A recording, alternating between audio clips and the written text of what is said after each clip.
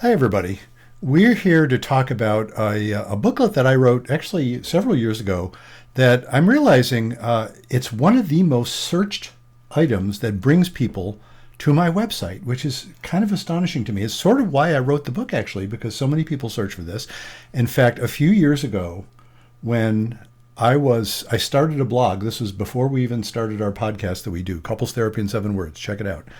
Before we've started that, I started a blog and asked for listener questions. And the very first listener question I got was from a woman who was having this particular problem. So here's the title of the book. It's probably, by the time you see this, I may have changed the cover, but here it is for now. My husband complains about my cleaning. What do I do? Hint, it's not about the cleaning. That's the title of the book. And I am here with my lovely wife, Judy Alexander. Hello. And, it occurred to me that in talking about this book, you might have some expertise on this issue. I do. Please tell us about that. Well, in a former marriage, I'm happy to hear that. I had a husband who constantly complained about my cleaning. I thought I was the only one, but apparently there are lots of women out there whose husbands complain about the cleaning. I would clean something, and I'd say it's clean. He'd say, but is it, insert his name here, let's say it's Joe, but is it Joey clean? And that, it was like constant. It was like nothing I ever did was clean enough. And I was like, why don't you just clean? And no, I want you to clean. So what is all this about anyway? What's with the cleaning obsession? Yeah, that is indeed what I was writing about, because my sense, now, as you know, and as our viewers know who know us, I'm a couples therapist, right? My sense is this is not just about cleaning. I'm not saying it isn't about cleaning, but it's not just about cleaning. It's about relationship. It's about your relationship. That, if you have a mutual problem and you address it with your partner as a mutual problem, and your partner is open to hearing because you have a history of, talking to each other in ways that feel good, then you treat it as a mutual problem and you come up with a mutual solution. And, this particular one, like, oh, I wish you would clean differently from how you're cleaning, or something like that. Or, this thing isn't getting as clean as I like it. What do you think?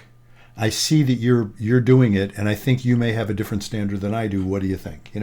That's the sort of thing I'm thinking. Well, I don't know. Does that sound sort of mutual to you? That sounds mutual, yes. And as the viewers and listeners will know, I said former husband. Yeah. So, and that's so not guys, mere coincidence. if you don't want to be a former... Yeah, well, that isn't mere coincidence, is it? No, it's not. There were other issues, but the other issues were probably somewhat related to this phenomenon. So let me ask you, what was it? If you can kind of analyze it a little, and I don't get all analytical usually, but if you can sort of dig into it a little, what was it about that was difficult? So he's saying to you, is it Joey clean? What got to you about that? I think it was a control thing. Mm-hmm. That no matter what I did, it just wasn't good enough. Yeah. And it's interesting because the control thing is interesting, because anytime anybody requests anything of anybody else, you could say, well, you're just trying to control it. No, I'm not trying to control it. I'm just trying to get my way. Right. I want my preference. But let's be honest about it then. Yeah, sure. But you know what I mean? But it's like if I have a preference and you have a preference and they're different, so we'll hash it out and either one of us will win or we'll come up with a nice win-win or something. And we can both feel okay. Right. Because the relationship's more important than whichever way we want it. That's typically the case.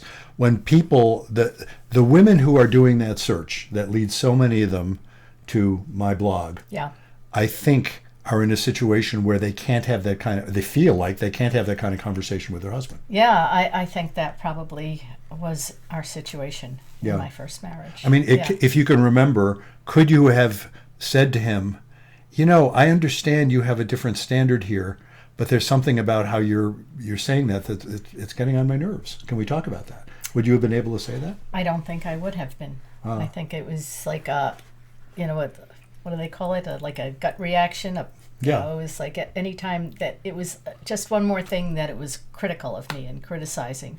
So yes. I think it was like, reaction to it. So and panic. Well, there was panic there. Yes, be kind, don't panic, and have faith. That's our 7 words, folks. Yes, and that phenomenon that you felt like you were constantly being put down.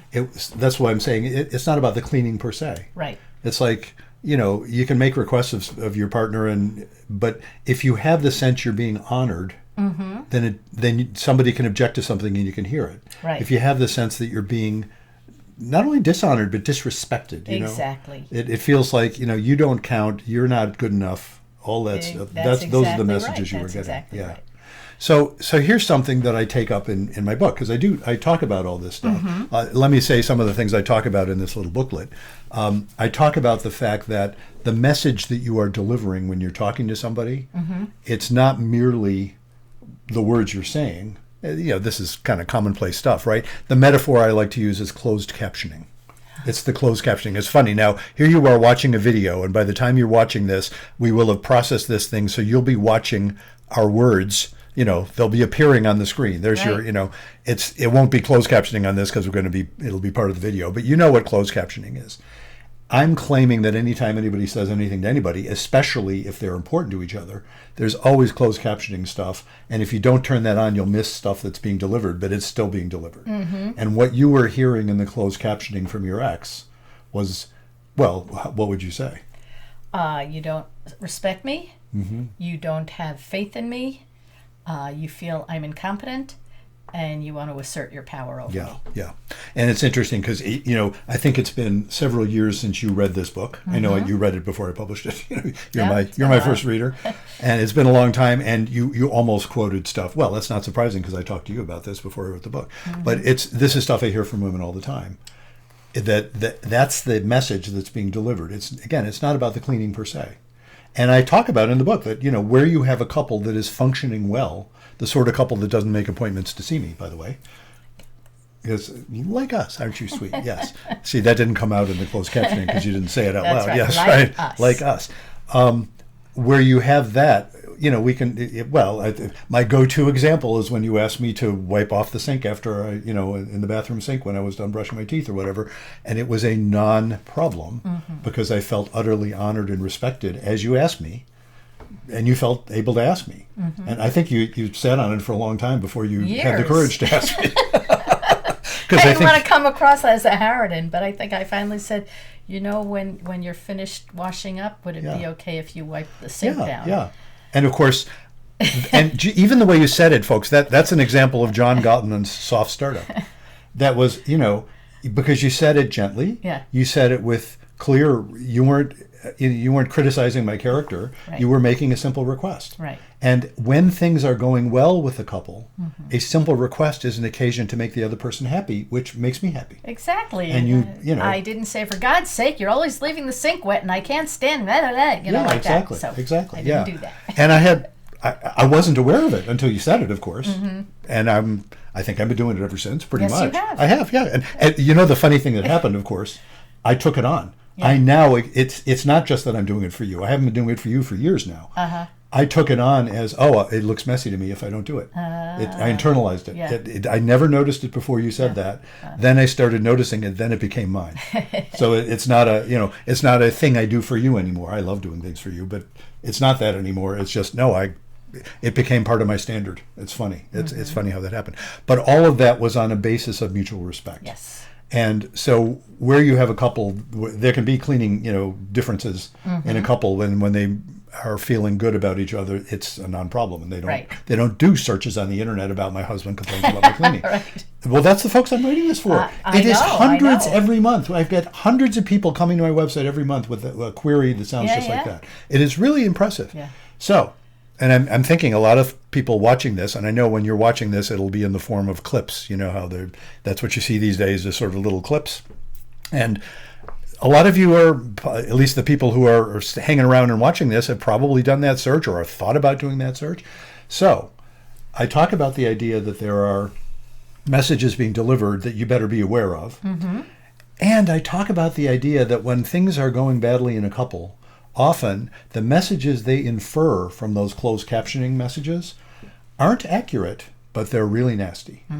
So some of the stuff you were hearing, if a therapist, let's say, had asked your then husband, gee, do you disrespect your wife? What do you think he would have said? Of course not. Of course not. He wouldn't, and he would have been honest in saying that. In other words, he wouldn't have entertained the possibility that he didn't respect you. And that's fascinating, because when the woman in that situation says, you're disrespecting me, you've lost him completely, because he simply doesn't believe it. I'm not denying it, by the way. He simply doesn't believe it.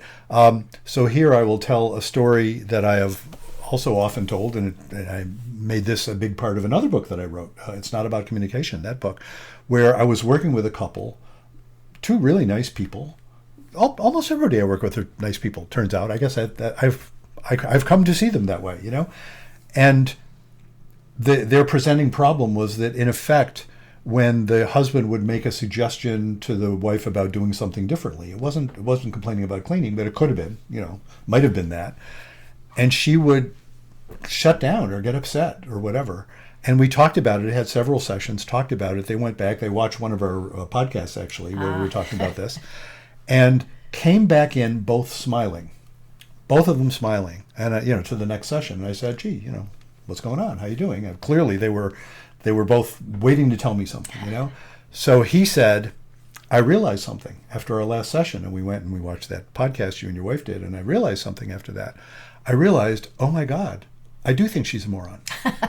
Yeah. Now, and you're laughing, right? And the woman is laughing. So, obviously he is not sitting there thinking, oh my God, I've married a moron, Right. He's not.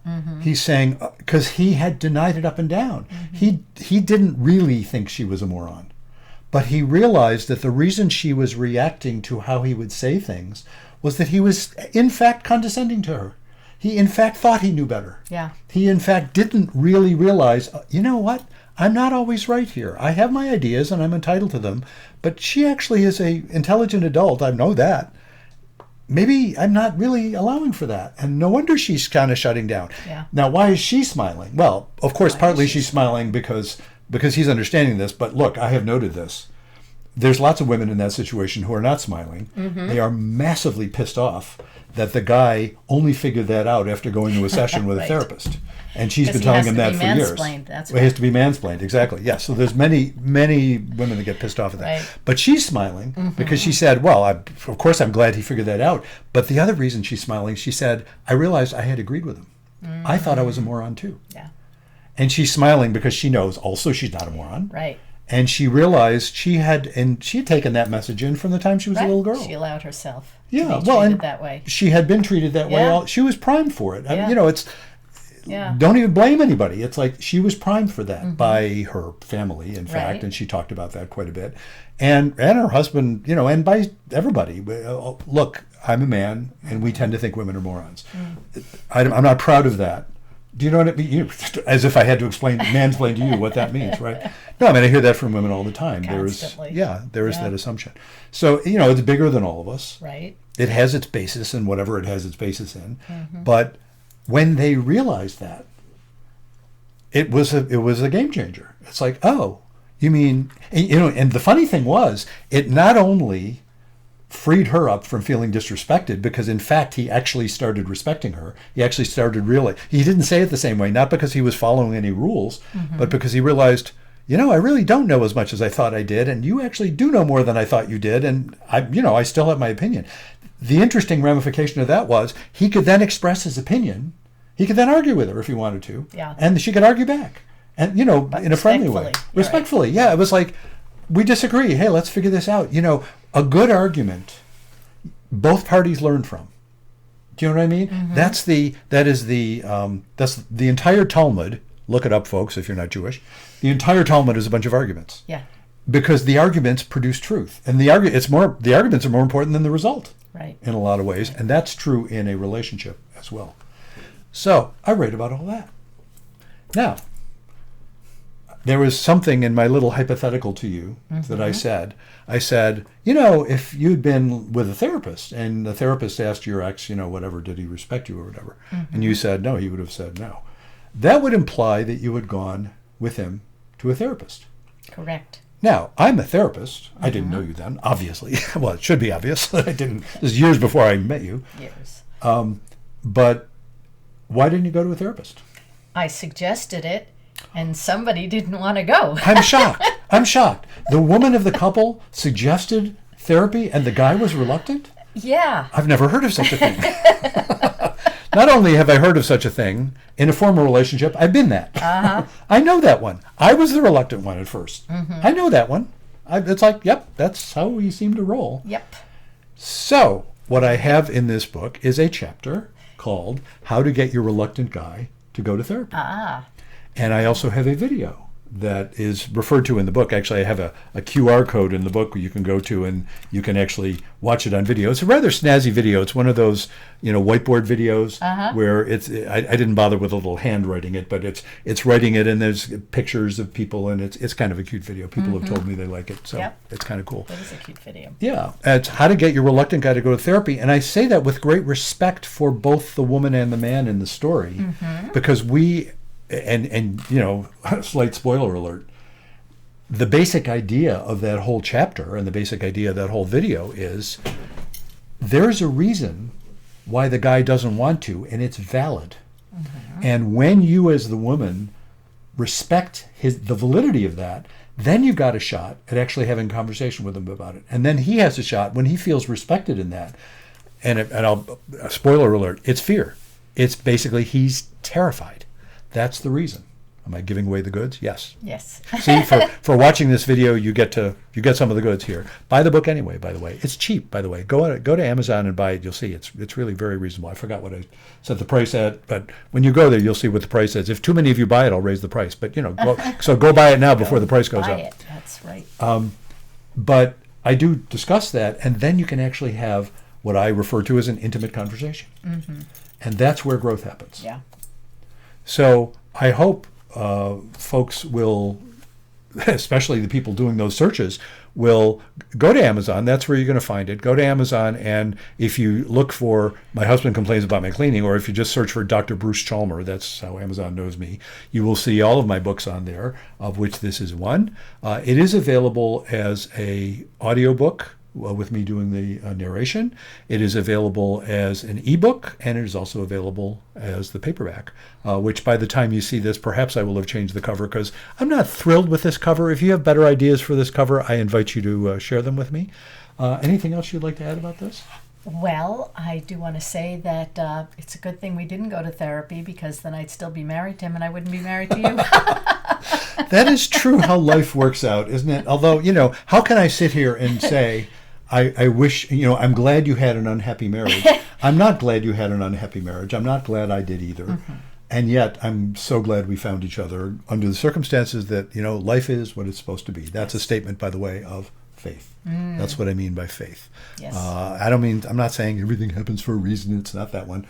But it's about that sense that things are right to be what they are because there's all kinds of variables and we can't keep track of all of them. And, here we are, and I'm glad we are.